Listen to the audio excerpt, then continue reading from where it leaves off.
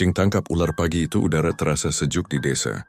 Matahari baru saja naik, sinarnya menembus sela-sela pepohonan kelapa dan menerangi rumah sederhana milik keluarga Rizky.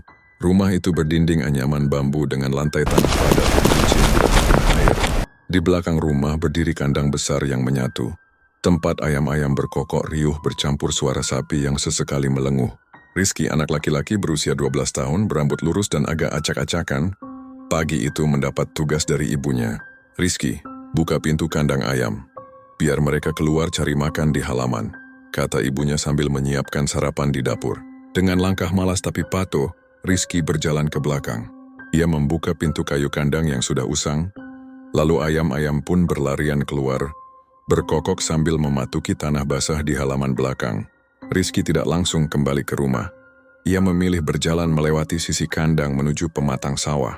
Di belakang kandang, terbentang hamparan sawah menghijau. Suara gemericik air dari saluran irigasi kecil terdengar jelas. Sungai kecil yang mengalir di ujung sawah itu menjadi sumber air utama untuk mengairi petak-petak padi. Di sanalah Rizky melihat sesuatu yang membuatnya kaget. Seekor kucing kampung milik keluarganya, yang biasa dipanggil Cing, tampak jongkok di dekat rumput liar. Bulu kucing itu belang putih abu-abu, matanya tajam dan ekornya bergoyang-goyang seperti sedang mengincar mangsa.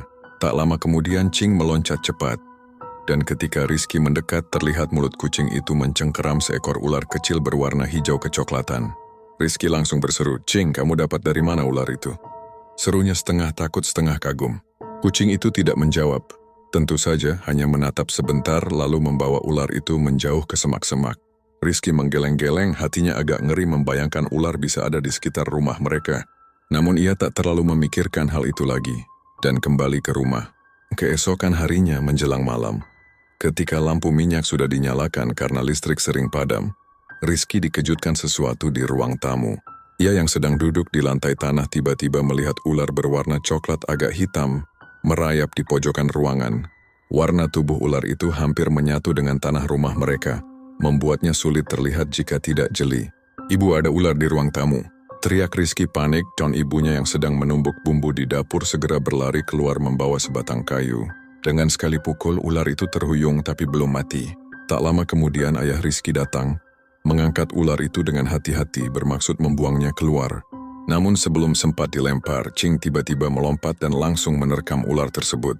Kucing itu menggigit kuat, lalu dengan cepat membawanya lari keluar rumah. Rizky ternganga melihatnya. "Pantas saja kemarin aku lihat Cing cari ular di sawah. Ternyata dia yang bawa ular ke rumah," katanya dengan nada yakin. Ibunya menghela napas panjang. "Cing, jangan makan ular, bahaya.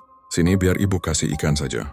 Kalau bawa ular ke rumah, bisa mencelakai kita," ujarnya sambil menggoda kucing agar melepaskan mangsanya.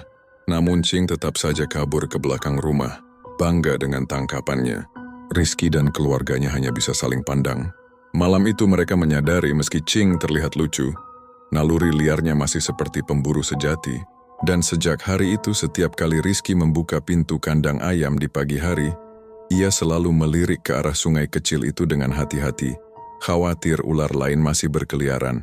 Sementara Cing, si kucing pemberani, seolah tidak pernah bosan menunjukkan pada tuannya bahwa ia bisa menjaga rumah dengan caranya sendiri.